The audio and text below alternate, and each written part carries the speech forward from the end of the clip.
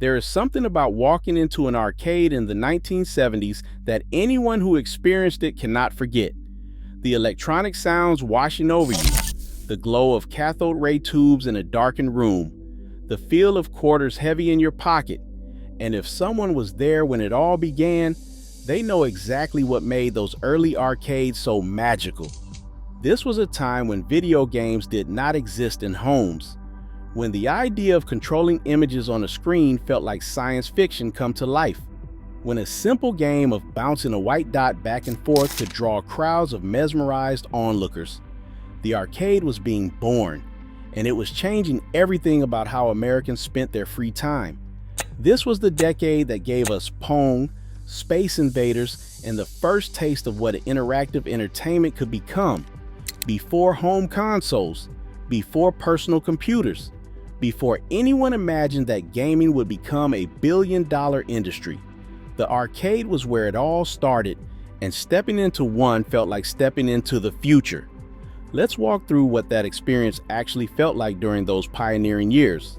Some of this might bring back memories of quarters spent and high scores chased. Some of it reveals how a cultural revolution began in the most unlikely places.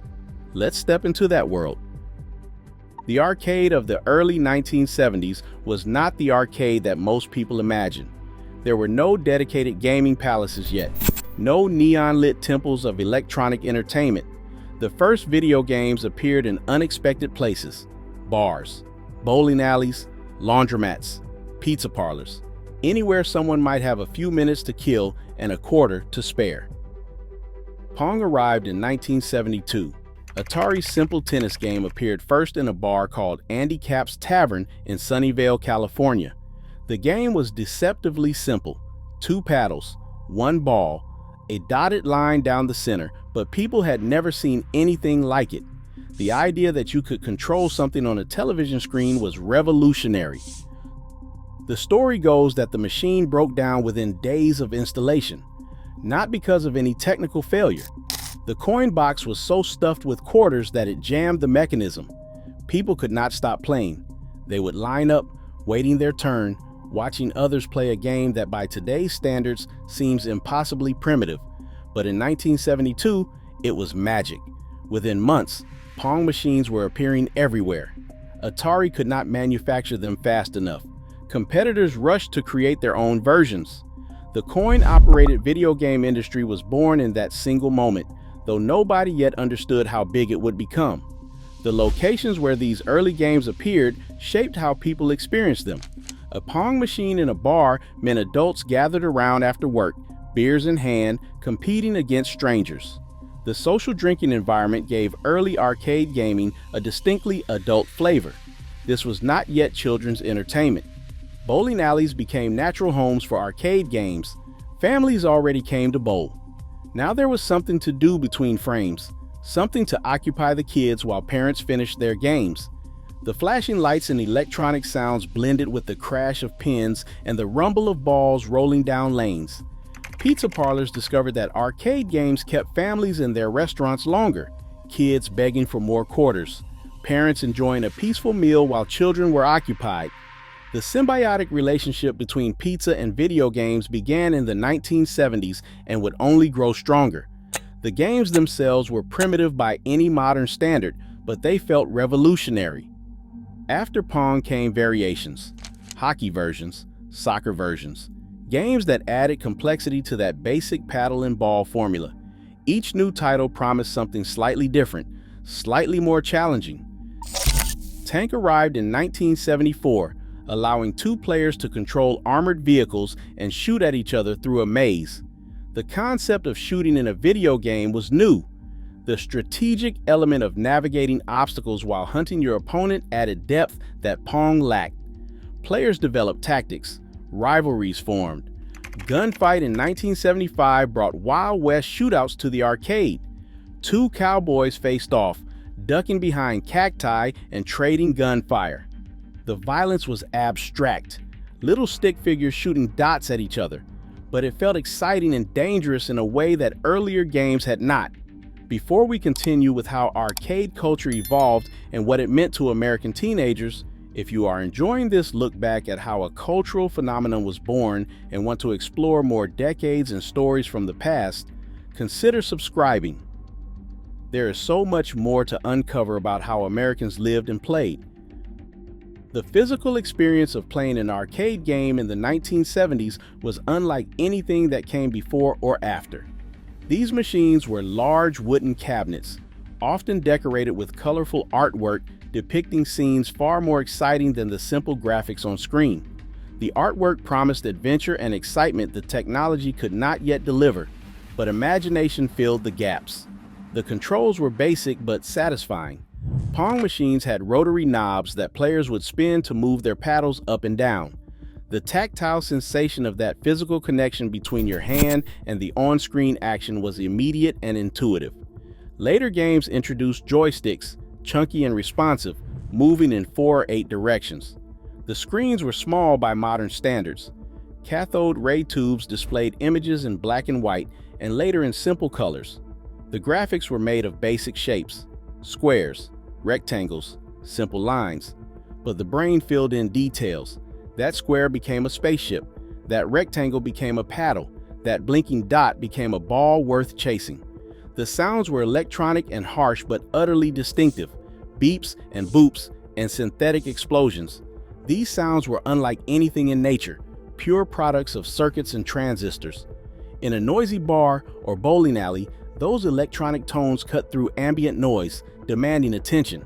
Playing an arcade game meant standing up. There were no comfortable chairs, no couches to sink into. Players stood at cabinets, leaning in, physically engaged with the machine. Crowds would gather to watch skilled players, standing behind them, witnessing high scores being pursued. The quarter was the currency of this new world. A quarter, 25 cents, bought a game. Sometimes it bought 2 games if the machine was set generously. Players learned to manage their quarters carefully. A pocketful might last an afternoon or be gone in minutes, depending on skill and luck. The economics of arcade gaming in the 1970s created its own culture. Kids learned to budget. They saved allowances specifically for arcade visits. Finding a quarter on the ground felt like discovering treasure. Some players became so skilled they could stretch a single quarter into extended play sessions. Arcade operators learned quickly what worked. Games that were too hard discouraged players, and games that were too easy meant fewer quarters. The sweet spot was a game challenging enough to end quickly for beginners, but rewarding enough that players kept coming back, convinced they could do better next time. The mid-1970s saw arcade games spreading beyond bars and bowling alleys into dedicated spaces. Early arcades were often small, just a few machines clustered together in a corner of a shopping center or a storefront that had previously held something else. The dedicated video game arcade was emerging. They had their own atmosphere, darker than regular stores, with the glow of screens providing most of the illumination. A cacophony of games played at once, each competing for attention with its own electronic voice. The smell of warm electronics mixed with nearby food. Teenagers discovered arcades as social spaces. After school, they gathered not at soda fountains like previous generations, but at places where they could compete on equal footing with adults. A skilled teenager could beat anyone at these games. Age and size did not matter, only reflexes and pattern recognition. The competitive nature of arcade gaming was immediate and public. High-score tables displayed on screens showed who was the best. Players entered their initials, 3 letters that declared their skill to everyone who played after them. Getting a high score meant a kind of immortality, at least until someone better came along. Space Invaders arrived from Japan in 1978 and changed everything.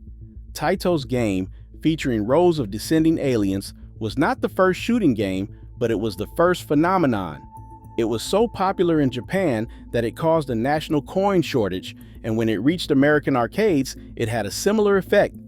Space Invaders introduced concepts that would define arcade gaming. It brought increasing difficulty as the aliens descended faster, protective shields that could be destroyed, a mystery ship that occasionally crossed the top of the screen offering bonus points, and the relentless electronic march of the invaders, which sped up as their numbers thinned. The game created a new kind of player. People became obsessed. They spent hours mastering patterns, learning exactly how the aliens moved, and developing strategies to maximize their scores. The idea of practicing a video game, of treating it as a skill to be developed, emerged with Space Invaders. Asteroids followed in 1979, and the golden age of arcade gaming truly began. Atari's game featured a spaceship surrounded by floating rocks that had to be destroyed. The physics felt real. The ship had momentum. Shots traveled in straight lines while the player drifted through space. It required a different kind of skill than Space Invaders.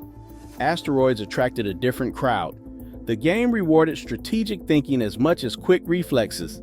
Knowing when to use the hyperspace button, which teleported you randomly and might save or kill you, became a matter of intense debate. Hyperspace choices could decide a run. Players developed distinct styles. Some were aggressive shooters. Others were cautious survivors. Style mattered as much as technique. By the end of the 1970s, arcade culture had established itself as a fixture of American life. The dedicated arcade was now a recognized type of business. Shopping malls featured arcade sections. Standalone arcades anchored strip malls. The industry that barely existed at the decade's start was generating hundreds of millions in quarters. The social dynamics of 1970s arcades were complex. These spaces attracted different crowds at different times. After school, teenagers dominated. Evenings brought young adults. Weekends saw families. Late nights in arcades attached to bars drew older players looking for entertainment after drinks. Arcades developed reputations. Some were known as family-friendly spaces where parents felt comfortable leaving kids. Others were rougher, drawing crowds that made some patrons uncomfortable. The arcade as a potentially dangerous space, a place where bad influences lurked, was already becoming a concern for some parents. The games themselves were shaping a generation's understanding of technology. Kids who grew up playing Pong and Space Invaders developed an intuitive comfort with electronic devices that their parents often lacked. The arcade was an unlikely classroom, teaching pattern recognition, hand-eye coordination, and the basic logic of how machines worked. Technology became familiar through play. The culture around arcade gaming developed its own language and rituals. Players claimed the next game by placing a quarter on the cabinet's edge. There were unwritten rules about how long a skilled player could monopolize a popular machine, and the etiquette of watching others play without offering unwanted advice. Rituals guided behavior. Regional differences existed across America. California arcades had a different feel than those in New York or Chicago. Beach towns had arcades on boardwalks where the ocean air mixed with electronic sounds. Midwestern arcades served as refugees from harsh winters. Southern arcades offered air-conditioned escape from summer heat. Regional flavor changed the experience. The arcade industry attracted entrepreneurs who saw opportunity in this new form of entertainment. Some were legitimate business people. Others had connections to less savory enterprises. The coin-operated amusement industry had historical ties to organized crime, and some of those connections carried into the video game era. Entrepreneurs shaped the landscape. What the 1970s arcade represented was possibility. Every new game that arrived suggested that something even more amazing was coming. The graphics improved year by year. The games became more complex. The experience grew more immersive. Players who witnessed Pong in 1972 and played Asteroids in 1979 had seen a technological revolution happen before their eyes. Possibility drove the momentum. For young people especially, arcades offered something precious, a space that belonged to them, a place where their skills mattered, a community built around shared experiences that adults did not fully understand. The generation gap that defined so much of American culture in the 1970s was visible in arcades, where kids mastered machines that baffled their parents. Community formed around play. The decade ended with arcade culture poised for explosive growth. The games that would define the early 1980s were already in development. Pac-Man, Donkey Kong, Defender. The golden age was just beginning. But the foundation had been laid in those smoky bars and noisy bowling alleys where Pong first captured America's imagination. What defined the 1970s arcade culture was discovery. It was the moment interactive electronic entertainment went from impossible to commonplace, when the idea of playing a game on a screen moved from science fiction to everyday reality. A generation of Americans first experienced the peculiar joy of controlling pixels with their hands. The arcades of the 1970s were primitive spaces by later standards. The games were simple, the technology was limited, but the excitement was real. The sense of participating in something new and revolutionary was palpable. For those who were there, feeding quarters into machines that seemed magical, the memory remains vivid.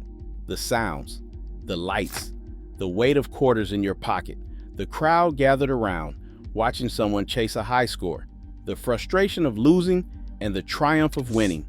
The arcade of the 1970s was where a cultural revolution began, one quarter at a time.